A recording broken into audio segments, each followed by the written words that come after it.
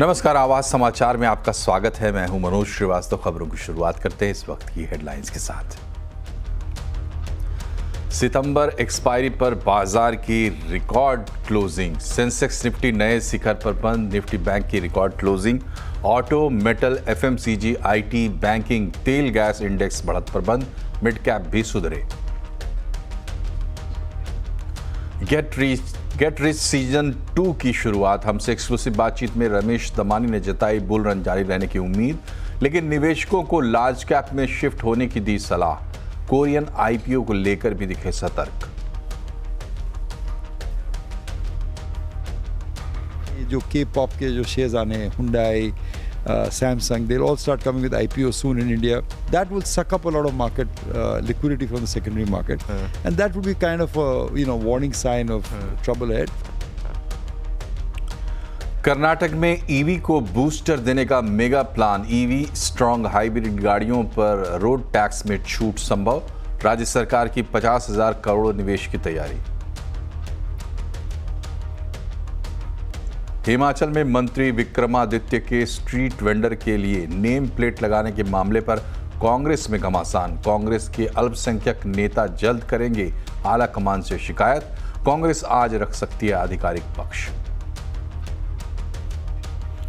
दवा खाने से पहले जरा सावधान। पैरासीटामोल समेत 50 दवाएं CDSCO के क्वालिटी टेस्ट में फेल। ड्रग रेगुलेटर ने मांगा जवाब।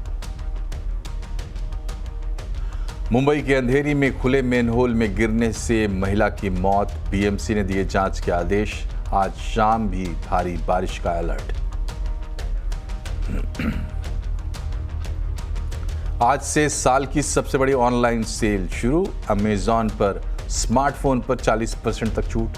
फ्लिपकार्ट में इलेक्ट्रॉनिक्स और अप्लायंस पर 80% तक discount. No cost EMI card discount और एक्सचेंज ऑफर अलग से।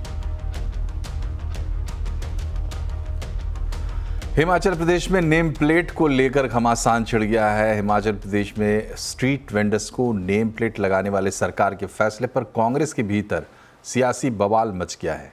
हिमाचल सरकार में मंत्री विक्रमादित्य के इस फैसले का असर ये हो रहा है कि बड़े पैमाने पर अल्पसंख्यक नेताओं में नाराजगी देखी जा रही है।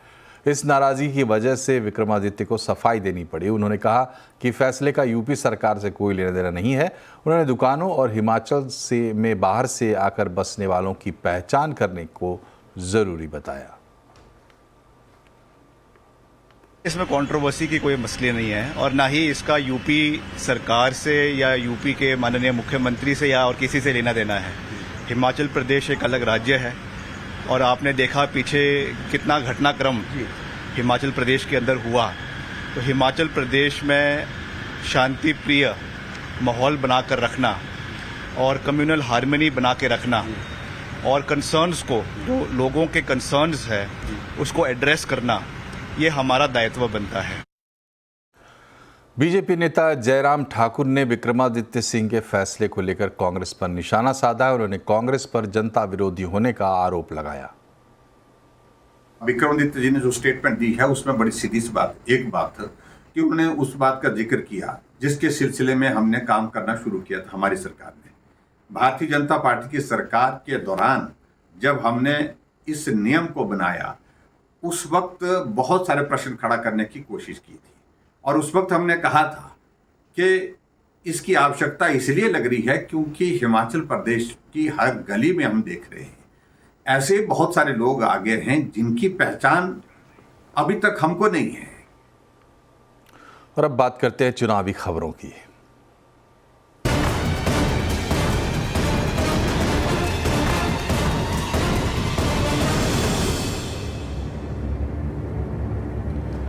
राहुल गांधी ने आज करनाल के असंध में जनसभा को संबोधित किया। इस रैली में राहुल गांधी के साथ भूपेंद्र हुड्डा और कुमारी शैलजा भी एक साथ मंच पर दिखे। टिकट बंटवारे में अनदेखी और हुड्डा समर्थकों के कथित जाति सूचक शब्द कहे जाने से शैलजा नाराज बताई जा रही थी।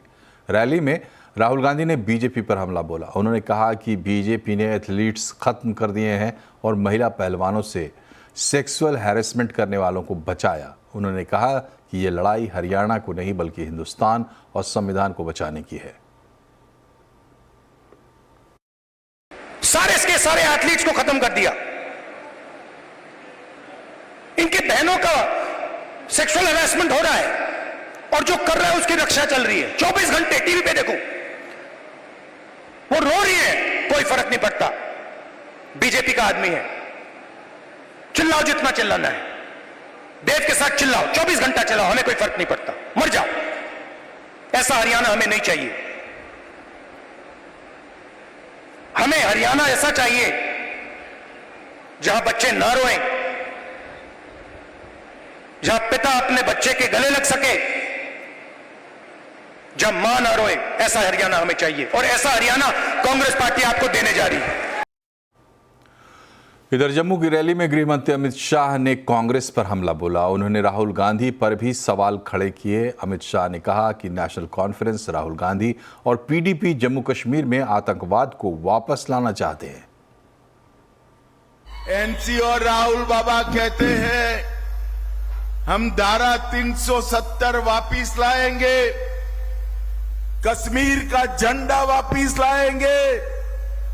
मैं इस मंच पर से कह देता हूं, चनैनी वालों, मैं इस मंच से राहुल बाबा को कहना चाहता हूं, राहुल बाबा आप क्या, आपकी 3 पीढ़ी की ताकत नहीं है 370 को वापिस। उत्तर प्रदेश के मुख्यमंत्री योगी आदित्यनाथ ने जम्मू के रामगढ़ से पाकिस्तान पर बड़ा हमला बोला। उन्होंने पाकिस्तान को मानवता का दुश्मन बताया। दूसरी तरफ पाकिस्तान है, रोटी के लाले पड़ रहे हैं। स्वाभाविक रूप से भिखमंगा पाकिस्तान आज अपने आप को नहीं संभाल पा रहा है। कहीं पर पाक अधिकृत कश्मीर उससे अलग होने की आवाज उठा रहा है, तो कह रहा है कि हमें भी तो अधिकार था जम्मू कश्मीर के चुनाव में भाग लेने का, और जम्मू कश्मीर के चुनाव के साथ पाक अधिकृत कश्मीर में भी, मुर्शिदाबाद में भी अगर चुनाव होता ना तो और अच्छा संदेश जाता। लेकिन संदेश आपको देना है इस चुनाव के माध्यम से। हरियाणा विधानसभा चुनाव में अब कुछ ही दिन बाकी हैं। हरियाणा की औद्योगिक राजधानी कहे जाने वाले फरीदाबाद और यहां की 6 विधानसभा सीटों पर कैसा है चुनावी माहौल, देखिए आलोक प्रियदर्शी की ग्राउंड रिपोर्ट।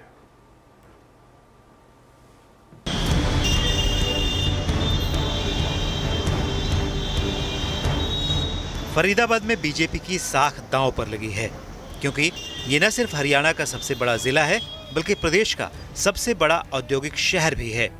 यहाँ मशहूर tractor company escort, footwear company Lakhani, multinational company JCB India समेत दर्जनों टॉप की इंडस्ट्री है।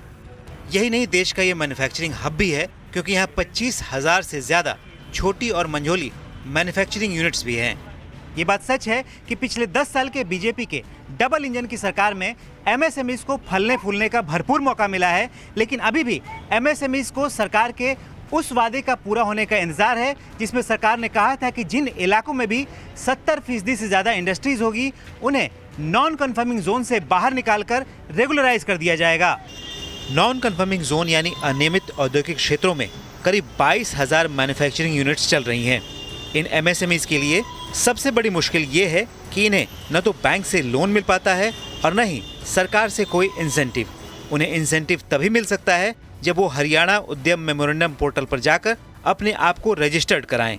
जो सबसे बड़ी हमारी डिमांड थी कि नॉन कन्फॉर्मिंग एरिया के एमएसएमईज को रेगुलराइज कर दिया जाए ताकि वो आगे ग्रो कर सकें, उनको बैंकों का ऋण मिल सके और वो और बेहतर काम कर सकें, डबल हो सकें, अधिक एम्प्लॉयमेंट दे सकें। तो इसकी घोषणा तो कई बार हुई, बार बार हुई, सर्वे किया गया, कई दफ़े कहा गया कि 70% उद्योग जहाँ पर हैं हम उस एरियाज़ को रेगुलराइज कर देंगे, लेकिन वो नहीं हुआ और ये सबसे बड़ी हमारी डिसअपॉइंटमेंट रही। फरीदाबाद जिले में कुल 6 विधानसभा सीटें हैं। 2019 के विधानसभा चुनाव में बीजेपी ने फरीदाबाद, बड़खल, बल्लभगढ़ और तिगांव सीट पर अपना परचम लहराया था, जबकि कांग्रेस केवल फरीदाबाद एनआईटी सीट ही जीत पाई थी। एक सीट पृथला पर निर्दलीय उम्मीदवार ने जीत दर्ज की थी। लेकिन 2019 का चुनावी समीकरण अब 2024 में बदल चुका है। मेरी 40 साल से शॉप है हमें और बुनियादी ढांचा का तो ऐसा है, बुनियादी ढांचा बहुत ही अच्छा है। फ्लाईओवर भी बने हुए हैं, अंडरपास भी बने हुए हैं और रोड तकरीबन सभी क्लियर है। केवल मेरे संतुष्ट होने से थोड़ी ना काम चलेगा, ये तो जनता डिसाइड करेगी आने वाली 5 तारीख को कि वो किसको चुनती है। ये 10 साल हो गया पुल को बनते, अभी पुल कंप्लीट नहीं हुआ सर। कितने गड्ढे हैं सर, कितनी गंदगी है। काम किया है सर, काम नहीं करा, लेकिन जो लोकल है ना इन्होंने कुछ भी काम नहीं किया सर, कुछ भी काम नहीं किया।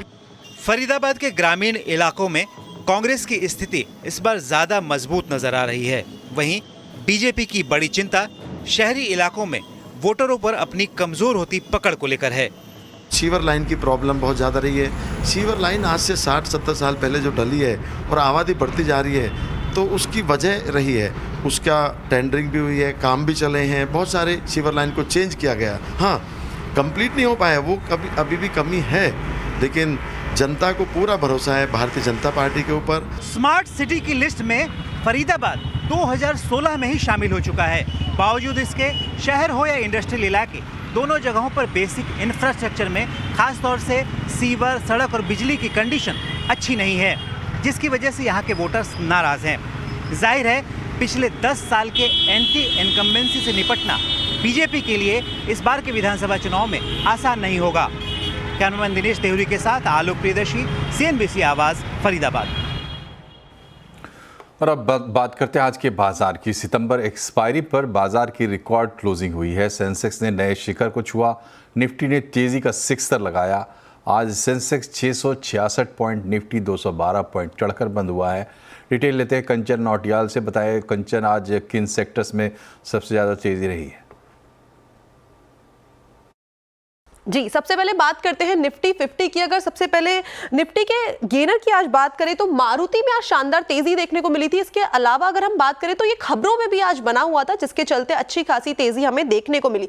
ग्रासिम इंडस्ट्रीज में करीबन 3.25%, टाटा मोटर्स में 3% और साथ ही साथ श्रीराम फाइनेंस में भी करीबन हमें आज 3% की मजबूती देखने को मिली है। लेकिन लूजिंग पॉकेट में इस टाइम पे बात करें तो सिप्ला करीबन 1.5% की कमजोरी के साथ, ONGC करीबन 1.25%, साथ ही साथ LNT में हमें 0.5% की कमजोरी और हीरो मोटोकॉर्प में करीबन 1% की कमजोरी आज हमें देखने को मिली है। अगर मिड कैप 100 की बात करी जाए तो अपसाइड में कौन से शेयर्स रहे उसको देख लेते हैं। सबसे पहले अपोलो टायर्स करीबन 3.5% की मजबूती के साथ आज का टॉप गेनर बना। सेल में करीबन 4% की मजबूती देखने को मिली। NMDC में भी करीबन 4% और साथ ही साथ फोर्टिस हेल्थ केयर में करीबन 3% का अपसाइड मूवमेंट देखने को मिला।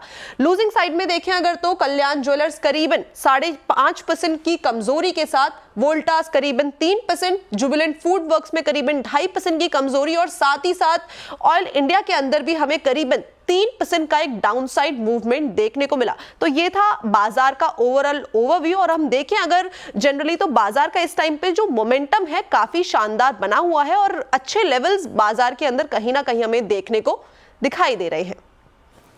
शुक्रिया कंचन। और गेट रिच सीरीज के दूसरे सीजन की शुरुआत बाजार की सबसे बड़ी आवाज़ रमेश दमानी के साथ हुई। CNBC आवाज़ के मैनेजिंग एडिटर अनुज सिंघल से खास बातचीत में दमानी ने कहा कि ये निवेश का शानदार समय है और अगला दशक भारत का है। तो इंडिया में आपको लगता है अगले 10-20 साल में काफ़ी एंटरप्रेन्योर्स आएंगे? 100%. There's absolutely zero doubt in my mind. There's absolutely zero doubt. It'll be good time for stock market, it'll be good time for investors, and it'll be good time for entrepreneurship in India.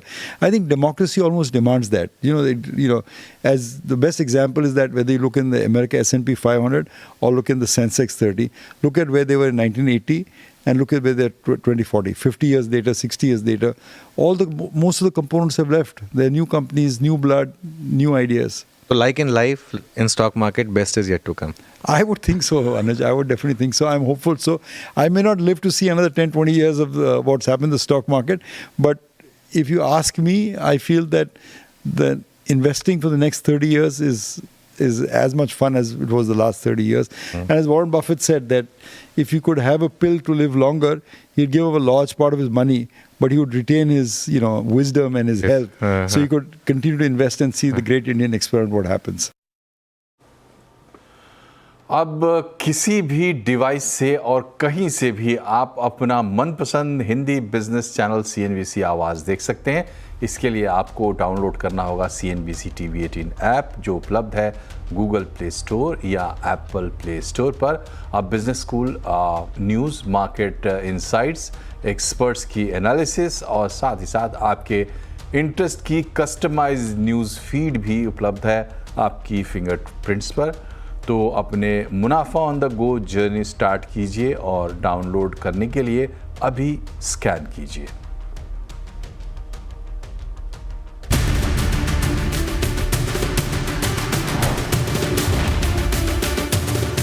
इस market में retail बहुत पैसा बनाएगा। मुझे बहुत अच्छा लगता है कि इंडियन प्रोस्पेरिटी में इंडियंस पार्टिसिपेट कर रहे हैं। ट्रेडिंग में ऐसा क्या एक चस्का जब आपको दिख रहा है कि इन्वेस्टिंग में इतना पैसा बन रहा है? बुल मार्केट 25,000 रुपया बनाने की जगह you could make 200-500 times your money. आपके मुंह में घी शक्कर 5 लाख निफ्टी हो तो मेरी तो जिंदगी पार हो जाएगी। राकेश जी की याद बहुत आती है वैसे, है ना? अरे कोई दिवाली उनके बिना मज़ा नहीं आता है। तो आपने एक बार कहा था ना कि रुपए की चीज़ चवन्नी में मिलती है, लेकिन तब जेब में चवन्नी होनी चाहिए। मैंने 100 रुपये में लिया, 200 हो गया तो आधा बेच दे, मेरा फ्री हो गया। अरे आपके शेयर ही 2 चलने वाले हैं, उसमें अगर आप बेच दोगे तो आप पैसे कैसे बनाओगे? मैं ज़िंदगी का साथ निभाता चला गया। मेरा भी ऑल टाइम फेवरेट सॉन्ग यही है।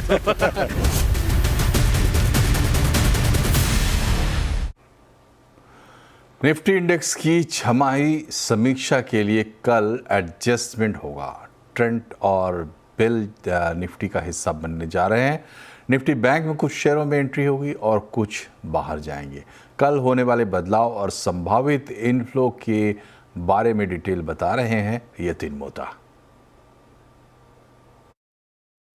कल 3 बड़े इंडिसेस अगर हम ऐसे कह सकें तो निफ्टी, बैंक निफ्टी और अगर हम बात करें CPSE ETF, यहाँ आपको बहुत बड़े बदलाव होते हुए नज़र पड़ेंगे। सबसे पहले नज़र कर लेते हैं निफ्टी बैंक पे, जहां अगर हम देखें कि जो ये 6 मंथली रीबैलेंसिंग है, यहाँ कैनरा बैंक को इंक्लूड किया जा रहा है और बंधन बैंक को एक्सक्लूड किया जा रहा है। इसके अलावा अगर हम ज़्यादातर सरकारी बैंकों की बात करें, जैसे SBI है और बैंक ऑफ बड़ौदा है, यहाँ आपको वेटेज ऊपर जाता हुआ नज़र पड़ेगा, जिसके कारण यहाँ नेट इन्फ्लो है। इसके अलावा प्राइवेट बैंकों में से इंडसइंड बैंक और फेडरल बैंक, ये दोनों का भी वेटेज बढ़ने के कारण यहाँ 70-80 करोड़ रुपए के आसपास की आपको बाइंग दिखाई पड़ेगी। इसके अलावा अगर हम बात करें निफ्टी की, तो यहाँ सबसे बेहतरीन बदलाव आप देख पाएंगे। अगर हम बात करें ट्रेंड की, तो यहाँ निफ्टी में ट्रेंड का इंक्लूजन हो रहा है, जिसकी वजह से लगभग 5,500 करोड़ रुपए की बाइंग आने वाली है। और पिछले दिनों स्टॉक ने एक बड़ा मूव भी दिया है। आज भी सिटी की इनिशिएटिंग कवरेज के बाद ट्रेंड में एक बड़ा अपमूव देख रहे हैं। इसके अलावा भारत इलेक्ट्रॉनिक्स भी निफ्टी का हिस्सा बनने वाला है, जिसके अंदर लगभग $430 मिलियन यानी ब्रॉडली 3,200 करोड़ रुपए की आपको बाइंग आती हुई नज़र पड़ सकती है। वेटेज की अगर हम बात करें तो सिप्ला और HDFC लाइफ दोनों ही काउंटर्स में हल्के वेट बढ़ रहे हैं, जिसके कारण यहाँ बाइंग फ्लो दिखेंगे आपको। हालांकि दिवीज लेबोरेटरीज, LTMindtree, ये 2 स्टॉक्स निफ्टी के बाहर जा रहे हैं, जिनके कारण यहाँ लगभग 20 से 30 मिलियन डॉलर्स के आसपास की सेलिंग आपको 200 से 300 मिलियन डॉलर्स के आसपास की सेलिंग दिखाई पड़ेगी। और दूसरे स्टॉक जहाँ वेटेज कम हो रहा है रीबैलेंसिंग की वजह से, यहाँ M&M, इन्फोसिस, ICICI बैंक और रिलायंस है, जहाँ हल्के फुल्के सेल फ्लोज आपको दिखाई पड़ेंगे। लेकिन CPSE ETF यहाँ भी आपकी नज़रें होनी चाहिए, क्योंकि ONGC, कोल इंडिया और ऑयल इंडिया जैसे काउंटर्स में ज़बरदस्त खरीदारी आपको देखने को मिल सकती है। और इसके अलावा BEL जो निफ्टी का हिस्सा है, वो CPSE का भी हिस्सा होने वाला है, तो यहाँ भी आपको इन्फ्लो नेट बेसिस पे देखने को मिल सकते हैं। यहाँ एक छोटा सा ब्रेक, तुरंत हाजिर होते हैं, बने रहिए हमारे साथ। सबसे बड़ी ऑनलाइन सेल शुरू हो रही है। अमेज़ॉन और फ्लिपकार्ट पर क्या है इस बार की फेस्टिव सेल में खास, बता रहे हैं रोहन सिंह। सबसे बड़े ऑनलाइन सेल की शुरुआत हो चुकी है। फ्लिपकार्ट और अमेज़ॉन दोनों ही आपके लिए बहुत अच्छे ऑफर्स लेके आए हैं। आज से अमेज़ॉन का ग्रेट इंडियन फेस्टिवल शुरू हो चुका है। आज अमेज़ॉन प्राइम मेंबर्स के लिए अर्ली एक्सेस है और कल से ये सबके लिए खुला रहेगा। ठीक इसी तरह से अगर हम फ्लिपकार्ट के बिग बिलियन डेज सेल की बात करें, आज फ्लिपकार्ट प्लस मेंबर्स को आज अर्ली एक्सेस मिल रहा है कई सारे प्रोडक्ट्स के ऊपर, और कल से ये सबके लिए खुला है। किस तरह के ऑफर्स हैं अगर हम उसकी बात करें, सबसे पहले बात करते हैं अमेज़ॉन की। तो यहाँ पर आपको स्मार्टफोन्स पर 40% की छूट मिल रही है। इलेक्ट्रॉनिक्स और एसेसरीज की बात करें 80% तक का डिस्काउंट है। इसके अलावा होम और किचन अप्लायंसेज, यहाँ भी आपको मिनिमम 50% की छूट मिल रही है। कुछ अच्छे ऑफर्स भी हैं, नो कॉस्ट EMI का ऑफर आपको यहाँ पे मिल रहा है, कई सारे एक्सचेंज ऑफर आपको हर प्रोडक्ट में मिल जाएंगे। और अगर आपके पास SBI कार्ड से तो आप 10% का इंस्टेंट डिस्काउंट ले सकते हैं अमेजॉन के इस सेल के दौरान। ठीक इसी तरह से हम फ्लिपकार्ट की बात करते हैं। फ्लिपकार्ट का बिग बिलियन डेज सेल है, यहाँ पर आपको टीवी और अप्लायंसेस में 50% से 80% तक का डिस्काउंट आपको दिया जा रहा है अलग अलग ब्रांड्स पे, और सारे प्रीमियम ब्रांड्स हैं यहाँ पे। फैशन पे बहुत ज़्यादा सेल है, 60% से 90% तक, यानी कि ये जो पूरी रेंज है आपको कम से कम 60% की छूट तो मिल ही रही है इस रेंज के दौरान। एक और चीज़ फ्लिपकार्ट ने की है इस बार, वो है फ्लाइट टिकट्स। तो अगर आप ट्रैवल करना चाहते हैं फेस्टिव सीजन के दौरान तो यहाँ पर भी आपको अच्छे ऑफर्स मिल जाएंगे। 25% तक के डिस्काउंट का दावा किया गया है, लेकिन मैं देख रहा था कि अगर इंटरनेशनल टिकट बुक करते हैं तो आप 25,000 तक का इंस्टेंट डिस्काउंट ले सकते हैं इसके दौरान। अगर आपके पास HDFC कार्ड है तो आपको 10% का इंस्टेंट डिस्काउंट आपको फ्लिपकार्ट पर मिल जाएगा। लेकिन ये दोनों तो अच्छे ऑफर्स हैं, लेकिन कुछ चीज़ों का आपको ख्याल रखना पड़ेगा। सबसे पहली चीज़ तो ये है कि इन दोनों प्लेटफॉर्म पर जो ऑफर्स हैं वो सेम प्रोडक्ट का आप कंपेयर कर लीजिए। हो सकता है कि किसी एक प्लेटफॉर्म पर आपको दूसरे के कंपैरिजन में ज़्यादा बेटर डिस्काउंट मिल जाए। ठीक इसी तरह से आपको प्रोडक्ट के रिव्यू और रेटिंग को पढ़ना होगा, उसको देखना होगा। और तीसरी चीज़, पेमेंट ऑप्शन क्या है ये आप देख लीजिए। कई सारे ऑफर्स हैं, आप बेस्ट जो आपको सूट करता है आप उसे चूज़ कीजिए। और तीसरा, रिटर्न पॉलिसी भी देख लीजिए, क्योंकि कई सारे सब स्टैंडर्ड प्रोडक्ट्स भी आ सकते हैं। तो आप अगर एक अच्छे ग्राहक हैं तो आप इन चीज़ों का ध्यान रखेंगे और इन दोनों सेल के जो बेस्ट ऑफर्स हैं उसका फ़ायदा उठाएंगे। मुंबई में भारी बारिश से हाहाकार मचा हुआ है। कल मुंबई के अंधेरी के पास मेन होल में गिरने से एक महिला की मौत हो गई। इसके खिलाफ BMC ने जांच के आदेश दिए हैं। 3 सदस्यों की कमेटी इसकी रिपोर्ट BMC को सौंपेगी। भारी बारिश के चलते कुल 4 लोगों की मौत हुई है। 14 फ्लाइट्स डाइवर्ट की गई। लोकल ट्रेनें भी देरी से चली। मुंबई, ठाणे, पालघर, पुणे और पिंपरी चिंचवड़ में स्कूलों कॉलेजों में छुट्टी कर दी गई है। पुणे के सर परशुराम कॉलेज ग्राउंड में पानी भरने पर PM नरेंद्र मोदी की सभा भी रद्द हो गई। आज भी मुंबई में झमाझम बारिश का रेड अलर्ट है। भारत में EV के लिए इंफ्रास्ट्रक्चर को लगातार मजबूती मिल रही है। EV चार्जिंग स्टेशन के विस्तार के तहत मुंबई में जियो वर्ल्ड सेंटर में 500वां जियो BP EV charging station install किया गया। वहीं ये पूरे भारत का 5000वां चार्जिंग पॉइंट है। इस मौके पर रिलायंस इंडस्ट्रीज़ के डायरेक्टर अनंत अंबानी और BP के CEO मरे अचिनक्लॉस समेत तमाम बिजनेस टाइकून मौजूद रहे। ये चार्जिंग स्टेशन जियो और BP के बीच की साझेदारी है। इस चार्जिंग स्टेशन के शुरू होने से नीता मुकेश अंबानी कल्चर सेंटर, जियो वर्ल्ड प्लाजा और जियो वर्ल्ड कन्वेंशन सेंटर पर मेहमानों को EV चार्जिंग की सुविधा मिलेगी। और इसी के साथ बुलेटिन में फिलहाल इतना ही, लेकिन खबरों पर रहिए अपडेट और जुड़े रहिए CNBC आवाज़ से हमारे सोशल मीडिया हैंडल्स के जरिए। नमस्कार।